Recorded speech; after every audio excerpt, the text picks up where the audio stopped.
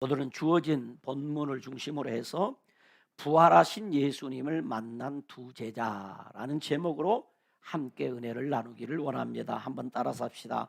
부활하신 예수님을 만난 두 제자. 부활하신 예수님을 만난 두 제자.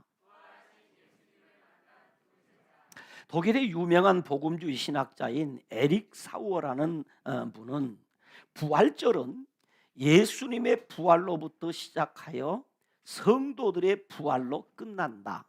그러므로 우리는 두 개의 부활절 사이에 살고 있다라고 했습니다. 즉 예수님의 부활과 우리의 부활 사이에 우리는 살고 있다는 말입니다. 그러므로 우리는 예수님의 부활의 능력으로 우리의 부활을 향하여 지금 달려가고 있다 이 말입니다. 좀 더 쉽게 얘기하면 우리가 부활의 때를 기다리면서 사는 이 삶 어간에는 예수님의 부활의 능력으로 살아야 한다 그런 말입니다. 이 부활의 능력이, 이 부활의 소망이 여러분의 것이 되기를 주님의 이름으로 축원합니다.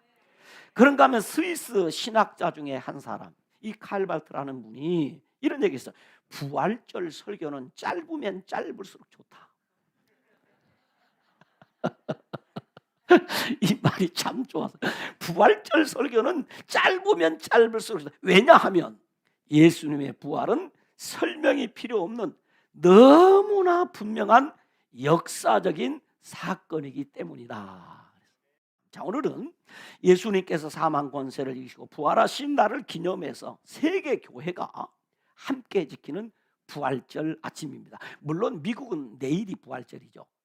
오늘이 그 내일인 것은 시차 때문에 그런 거지, 똑같이 오늘 4월 4일은 세계 교회가 다 함께 부활절을 지키는 이 절기, 아주 중요한 절기입니다. 추수감사절 같은 경우에는 세계가 다 똑같이 지키지 않습니다.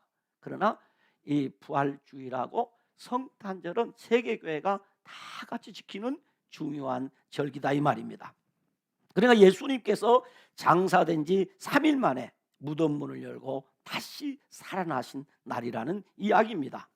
그러므로 이 부활은 그 어떤 종교, 그 어떤 사람도 흉내낼 수 없는 사건입니다.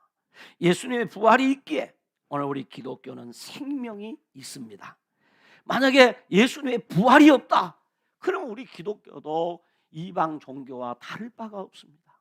간혹 그 종교 다원주의자들의 그 하는 말에 미혹될 수가 있는데, 모든 종교는 다 똑같다 이렇게 이야기하는 분들이 있어요. 어느 종교에나 구원이 있다 이렇게 이야기하지만은, 여러분, 어느 종교에나 구원론이 있고 그들의 신관이 있고 다 있지만은 기독교만이 생명의 종교인 증거는 어느 종교에도 없는 것이 하나 있는데, 그것이 부활입니다.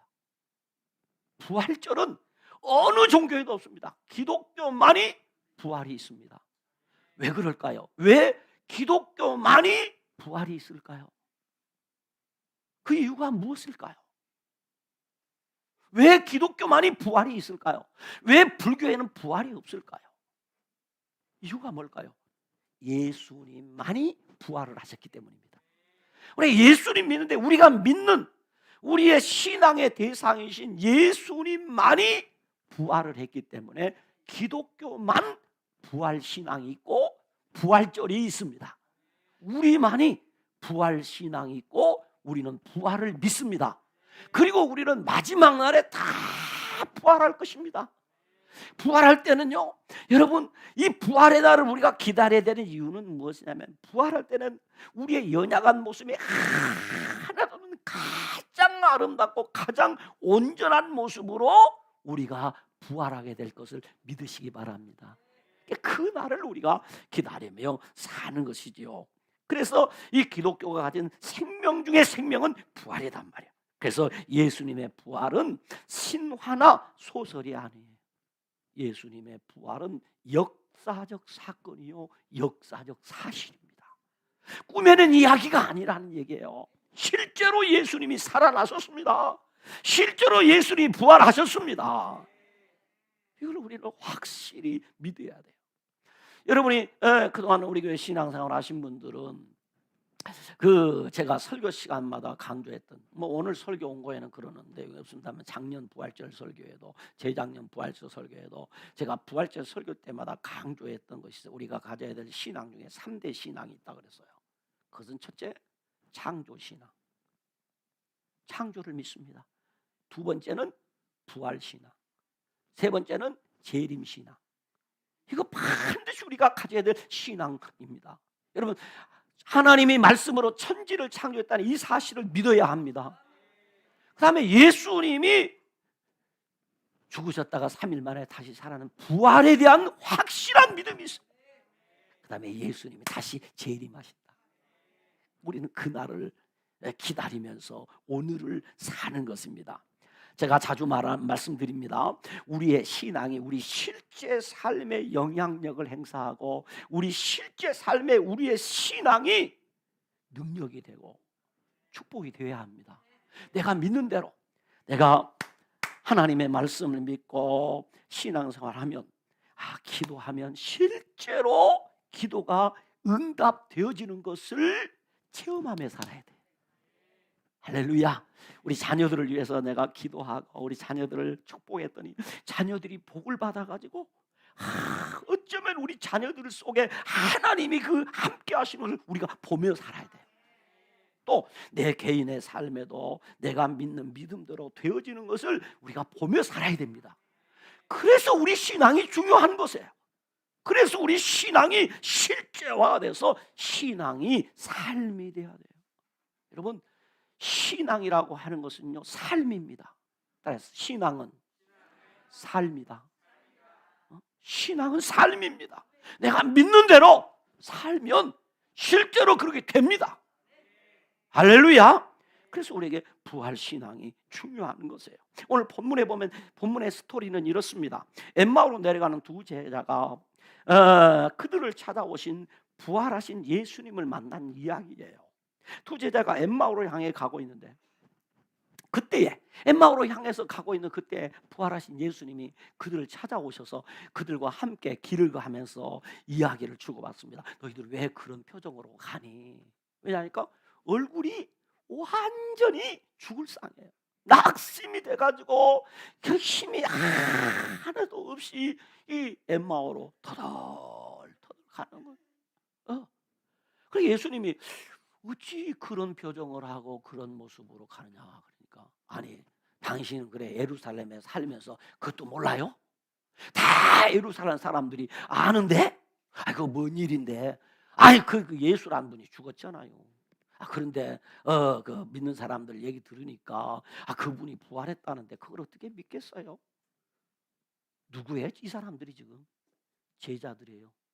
남의 얘기하듯이 얘기하는 거야 이 사람들. 그래서 우리는 이제 내가 이제 예수님 더 이상 따라다닐 수도 없고 예수님에게도 기대도 없고, 그래서 내가 이렇게 가는 중이에요. 목사님 성경에 그렇게 안 기록, 그 얘기요. 간단히 줄이면 그 얘기예요. 그 예수님이 기가 막힌 거예요 지금. 당신의 이야기를, 예수님의 이야기를 하는데 이 제자라는 인간들이 남의 얘기하듯이 얘기하면서 아주 예수님의 부활 믿을 수 없다는 듯이 얘기를 하는 거예요. 예수님이 그 이야기를 다 들으면서 그러냐고. 그러더니 이 사람들이 이제 길이 늦었으니까 밥이나 먹고 갑시다. 옛날 말로만 주막에 틀린 거예요. 그런데 밥을 딱 먹기 전에 이왕에 우리 밥 먹는데 기도나 하고 먹읍시다. 예수님이 그러는 거예요. 그럽시다. 그리고 예수님이 다 기도하는 순간에 이 두 제자의 눈이 열린 거예요. 아이고야. 지금 이분이 예수님이네. 그리고 저 보니까는 어디 가버리고 없어요. 세상에 이럴 수가 있나. 그때 둘이 얘기합니다. 아까 그 양반이 얘기할 때 가슴이 뜨겁지 않았어? 글쎄 나도 그랬어. 근데 어디 갔을까? 그분이 예수님이네. 우리 이대로 엠마오로 갈 수 없지 않아요? 다시 예루살렘으로 가세. 그래서 예루살렘으로 돌아갔다는 이야기. 자, 여기 오늘 본문을 통해서 우리가 받을 메시지 한 세 가지를 생각해 봅시다. 첫째, 부활하신 예수님 만나고 나니까 눈이 밝아졌다는 거예요. 뭐가 밝아졌다고요? 눈이 밝아졌어요. 본문 31절에 보니까 그들이 눈이 밝아져 그인 줄 알아보더니 라고 했어요. 그런데 15절 16절에 보면 그들이 서로 이야기하며 예수께서 그들과 동행하시나 그들의 눈이 가리어져서 그인 줄 알아보지 못하거늘 그랬어요. 제자들이 어땠냐면 눈이 가리워졌어요. 그래서 지금 함께 길을 가고 있는데도 불구하고 예수님을 알아보지 못했다는 겁니다. 눈 떴으나 볼 수 없는. 여러분, 귀가 있으나 귀가 닫힌 자들은 하나님의 말씀을 들을 때도 은혜를 받지 못합니다. 귀가 닫혔기 때문에. 그러나 귀가 열린 자는 말씀마다 은혜 받고 시간마다 은혜 받는 것이. 그런데 제자들이 귀가 닫혔어요. 그러니까 예루살렘에서 발생했던 예수님에 관한 이야기를 서로 나누며 엠마오로 가던 두 제자에게 예수님께서 친히 찾아오셔서 서로 말을 주고받으며 동행하고 있었습니다. 그러나 두 제자는 예수님을 알아보지 못했습니다. 그 이유는 그들의 눈이 가려져 있었기 때문이라는 것입니다. 두 제자는 예수님과 함께 예루살렘에서 유월절을 지킬 수 있다는 설레임과 기대가 있었는데 예수님께서 십자가에 달려 죽으셨다는 이 사실에 너무 크게 실망을 했습니다. 그래서 그들은 예수님께서 십자가에 달리시기 전에 인자가 죄인의 손에 넘겨져 십자가에 못 박히고 제3일에 다시 살아나야 하리라고 하시는 이 예수님의 말씀을 기억하지 못했던 것입니다. 너무 충격이 심했어요. 너무 실망했어요. 너무 낙심했어요. 그 말씀을 기억하지 못했어요. 다시 말하면 그들의 불신앙으로 말미암아 눈이 가리워져 있었기 때문에 예수님을 알아볼 수가 없었다는 것입니다. 여러분, 아무리 어려움을 당하고 아무리 충격적인 일을 당해도요, 믿음이 살아있으면요, 그 어려움 가운데서도 믿음으로 반응하는 것입니다. 그러나 믿음이 약한 사람은 어려움을 당하고 어떤 충격적인 사건을 당하면 그 믿음이 한 방에 날아가 버립니다. 그러니까 그 사건 속에 믿음으로 반응하지 못하고 불신앙으로 반응을 하는 거예요. 그래, 이 제자들은 믿음으로 반응하지 못하고 불신앙으로 반응하니까 예수님이 안 보이는 겁니다.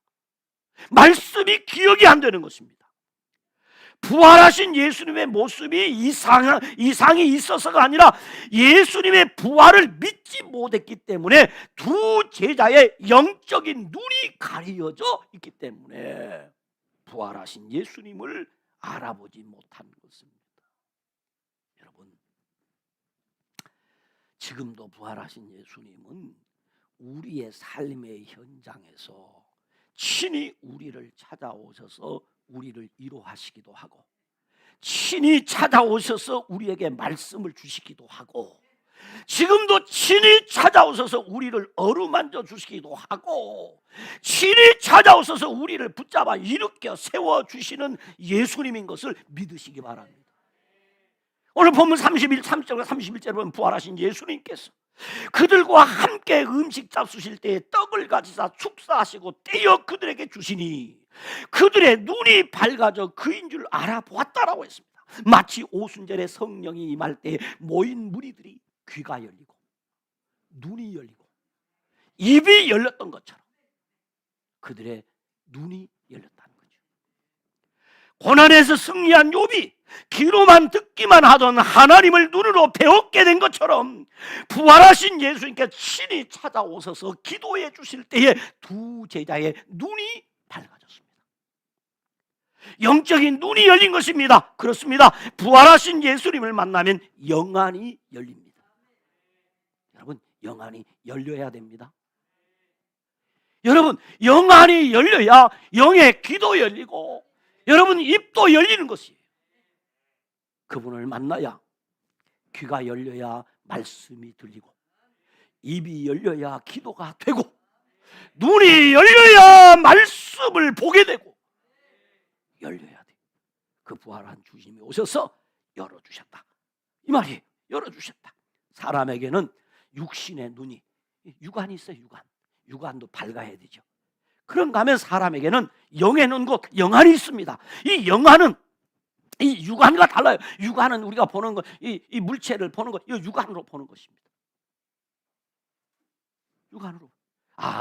빨갛다, 노랗다, 파랗다, 예쁘다. 이건 다 육안으로 보는 것입니다. 키가 크다, 키가 작다. 이건 다 육안으로 보는 거예요. 그러나 영안은 육안으로 볼 수 없는 것. 사람의 마음 육안으로 보입니까? 안 보입니까? 안 보입니다. 영안으로 보는 거죠. 영안으로. 하나님의 뜻이 눈에 보입니까? 안 보입니까? 안 보입니다. 영안으로 보는 겁니다. 하나님의 말씀을 볼 때도 우리 육안으로 이 문자가 이렇다. 아무리 육안으로 보지만은 여러분 하나님의 말씀을 볼 때도 영안이 열려야 그 말씀 속에 담겨진 하나님의 뜻을 볼 수가 있는 것입니다. 그래서 반드시 오늘 우리 성도는 영안이 열려야만 신령한 세계, 영의 세계를 볼 수 있는 것입니다. 그러므로 영안이 열리지 않은 사람은 예수님이 동행하심에도 예수님을 예수님으로 알아보지 못해요. 그래서 성도는 영안이 열려야 된다. 영안이 밝아야 해요. 누구든지 부활하신 예수님을 만나면 영안이 열리고 영안이 밝아집니다. 그래서 다윗은 시편 13편 3절에 그렇게 기도합니다. 여호와 내 하나님이여 나의 눈을 밝히소서. 이것은 육의 눈을 밝혀달라는 이야기가 아닙니다. 영안을 열어서 신령한 것을 보게 해달라는 기도입니다. 영안은 하나님의 은혜로 하나님께서 밝혀주셔야 밝아지는 것입니다. 영의 눈이 밝아지면 하나님의 부르심의 소망이 무엇인지, 성도 안에서 그 기업의 영광의 풍성함이 무엇인지, 하나님의 힘의 위력이 얼마나 큰 것인지를 알게 됩니다. 그러므로 부활하신 예수님을 만나면 영안이 열리고 영안이 밝아집니다. 두 번째는 마음이 뜨거워졌습니다. 본문 32절에 이렇게 기록합니다. 한번 같이 읽어보실까요? 본문 32절입니다. 그들이 서로 말하되 길에서 우리에게 말씀하시고 우리에게 성경을 풀어주실 때에 우리 속에서 마음이 뜨겁지 아니하더냐 하고 그랬습니다. 엠마오로 내려가는 두 제자는 근심과 슬픔 가운데 있었습니다. 예수님에 대한 사랑과 열정이 모두 식어버렸습니다. 그러나 부활하신 예수님을 만나 말씀을 듣는 중에 마음이 다시 뜨거워졌습니다. 다시 말하면 두 제자는 부활하신 예수님을 만나 말씀을 듣는 중에 뭘 받았다? 말씀을 듣는 중에 뭘 받았다? 은혜를 받았다. 말씀을 듣는 은혜를 받으면 우리 가슴이 요동을 치는 것입니다. 은혜가 돼요. 여러분, 말씀을 받을 때 말씀마다, 말씀을 듣는 시간마다 여러분의 가슴이 뜨거워지는 역사가 있기를 주의 이름으로 축원합니다. 제자들이 하나님의 말씀, 곧 예수님이 말씀을 풀어주실 때에 그들이 마음이 뜨거웠다, 은혜를 받았다는 의미입니다. 성도는 말씀을 들을 때 은혜를 받아야 합니다. 말씀의 은혜를 받으면 마음이 뜨거워집니다. 그래서 종교개혁자 존 칼빈은 이런 말을 했어요. 말씀의 수레를 타고 성령님이 임하신다. 좀 놀래기라도 좀 해봐요. 말씀의 수레를 타고 누가 오신다고요? 성령님이 오신다. 오늘 또 말씀의 수레를 타고 성령님이 여러분을 찾아오시는 줄로 믿습니다. 주의 종이 말씀을 풀어 가르칠 때에 성령이 임하신다는 얘기죠. 성령님이 임하시면 마음이 뜨거워집니다. 이것이 은혜입니다. 그러므로 우리는 강단에서 선포되는 주의 종의 설교를 통해서 은혜를 받고 영적으로 뜨거움을 유지해야만이 영적 저체온증을 극복할 수가 있습니다. 냉랭하게 식어버린 가슴, 그건 아무짝에도 쓸모가 없어요. 은혜 받으면 가슴에 불이 붙습니다. 은혜 받으면 가슴이 뜨거워집니다. 그러므로 그 가슴이 뜨거워진 사람을 통해서 주님이 역사하는 거죠. 주님이 일하시는 거죠. 누구를? 가슴이 뜨거워진 사람을. 여러분, 부활의 주님을 만나면 가슴이 뜨거워집니다. 부활의 주님이신 말씀을 들으면 가슴이 뜨거워져야 돼. 은혜를 받아야 돼. 그래야 우리의 삶 속에 하나님의 축복이 있습니다. 세 번째는 사명의 자리로 돌아갔습니다. 자, 눈이 밝아지고 가슴이 뜨거워졌으면 그 다음에는 일을 찾는 거죠. 간혹 교회에서 봅니다. 교사를 하다 성가대를 하다가 아이고 목사님 다 그만두겠습니다. 딱 한 가지입니다. 나 하나님의 은혜가 더 이상 필요치 않습니다. 이겁니다. 내가 일할 수 있을 때 일해야 됩니다. 내가 사명을 감당할 수 있을 때 사명을 감당해야 됩니다. 그래야 하나님의 역사를 경험하고 사는 거지. 본문 33절에 눈이 열리고 마음이 뜨거워진 두 제자는 곧 바로입니다. 곧 그때로 일어나 예루살렘에 돌아가. 바로입니다. 그리고 11제자와 함께 모인 자들에게 부활하신 예수님을 만난 이야기를 했습니다. 35절에 보면 이렇게 기록합니다. 본문 35절을 읽습니다. 같이 읽습니다. 시작. 두 사람도 길에서 된 일과 예수님께서 떡을 떼심으로 자기들에게 알려지신 것을 말하더라 라고 했어요. 그러므로 예루살렘은 사명의 자리입니다. 사명의 자리. 사도행 1장 4절에 예수님은 예루살렘을 떠나지 말라고 하셨습니다. 사명의 자리를 지키라는 뜻입니다. 그런데 두 제자는 사명을 버리고 엠마오로 가고 있었던 것입니다. 여러분, 그런데 말이죠, 주의 일은 그저 충성만 다하면 주님이 책임져 주셔요. 이게 참 은혜입니다. 이게 참 은혜입니다. 예루살렘으로 돌아갔습니다. 곧 그들은 부활하신 예수님을 만난 잃어버린 부활하신 예수님을 만나자 잃어버린 사명이 회복됐어요. 두 제자가 슬픈 빛을 띠고 엠마오로 간 것은 예수님을 잃어버린 것도 있지만 사실은 그들이 사명을 잃어버렸기 때문입니다. 사명을 잃어버렸다는 것은 삶의 이유를 잃었다는 것입니다. 사명이 있는 사람은 슬픈 빛을 띠지 않습니다. 사명이 있으면요, 비록 지금 일이 좀 잘 안 되고 힘들고 그래도 하나님은 이 일을 통해서도 역사하신다. 이 일을 통해서 하나님이 복을 주신다. 이 일을 통해서 하나님의 뜻이 나타난다. 이게 사명이 있는 사람의 자세예요. 사명이 있는 사람은 죽지도 않습니다. 그런데 부활하신 예수님을 만난 제자들이 사명의 자리로 돌아왔습니다. 그러므로 부활하신 예수님을 만나면 삶의 내용이 풍성해집니다. 부활하신 예수님을 만나면 삶의 내용이 풍성해집니다. 어려움을 당하면 어려움 가운데서 하나님의 풍성한 은혜를 경험하게 되고요, 일이 잘 되면 잘 되는 가운데서 풍성한 하나님의 은혜를 누리는 삶을 살게 됩니다. 혹시 여러분 가운데 내 인생이 잘 안 풀린다, 내 가정에 이런 문제가 있다, 그것 때문에 내가 낙심이 되잖아요. 사명이 불분명해서 그래요. 사업이 안 돼도 내가 하나님 앞에 사명을 가지고 살면 그 안 되는 가운데서 하나님이 채워주시는 은혜를 경험하게 됩니다. 할렐루야. 힘들고 지친 인생 가운데서 하나님이, 내가 하나님 앞에 사명을 가지고 살면 거기서 부어주시는 하나님의 은혜를 풍성히 누리게 되는 거죠.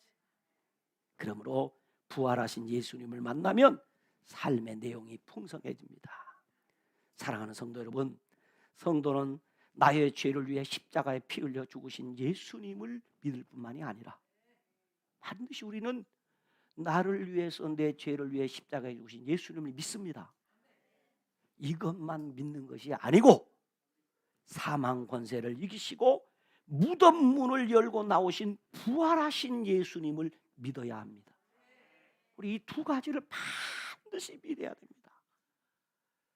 나를 위해 십자가에 피 흘려 죽으신 예수님을 믿고 장사 지낸 바 되었다가 3일 만에 무덤 문을 열고 박차고 나오신 부활의 예수님을 믿습니다. 그러므로 부활하신 예수님을 믿는 사람, 부활하신 예수님을 만난 사람은 영안이 열립니다. 영안이 열립니다. 마음이 뜨거워집니다. 사명을 깨닫게 되고 사명이 회복됩니다. 부활하신 예수님을 만난 두 제자는 눈이 밝아졌습니다. 마음이 뜨거워졌습니다. 사명의 자리로 돌아갔습니다. 그렇습니다. 눈이 열리고 마음이 뜨거워진 성도는 사명을 붙잡게 됩니다. 부활하신 예수를 만난 두 제자는 사명의 자리인 예루살렘으로 돌아와 부활하신 예수님을 전했습니다. 예수님을 만난 사람은 예수님을 전할 사명을 가진 사람입니다. 성도는 천국에 갈 때까지 항상 영안이 밝아야 됩니다. 성도는 천국에 갈 때까지 가슴이 뜨거워야 됩니다. 성도는 천국 갈 때까지 사명을 붙들고 살아야 합니다. 그러므로 부활하신 예수님을 만난 사람은 삶의 내용이 풍성해집니다. 기도하시겠습니다. 하나님, 감사합니다. 부활하신 예수님이 친히 우리를 찾아오셔서 만나주시니 감사합니다. 우리의 눈을 열어주셔서 우리의 영안을 밝혀주시니 감사합니다. 우리의 가슴을 뜨겁게 해주시니 감사합니다. 우리로 하여금 사명을 붙잡게 하시니 감사합니다. 주여, 오늘 말씀을 들은 성도들의 영안이 모두 밝아지게 하여 주옵시고 말씀을 들을 때마다 가슴이 뜨거워지는 체험을 하게 하여 주옵시고 이제는 생존을 위해 몸부림을 치는 것이 아니라 사명을 위해서 몸부림을 치는 우리 알곡의 모든 성도들이 되게 하여 주시옵소서. 예수님 이름으로 기도드리옵나이다. 아멘.